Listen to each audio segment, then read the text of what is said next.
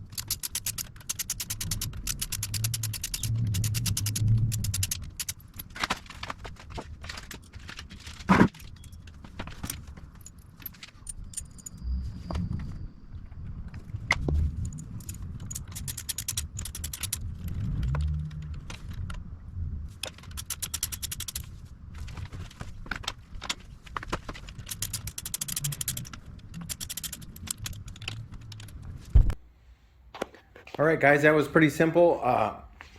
As you saw in the time lapse, I tried to get this to go behind this bracket here, and it's just not happening. So you're gonna need to find a washer to get this to stay on here the way you want. Or you can try to do it without a washer. It just looked like it was, the hole was a little bit too big for this bolt.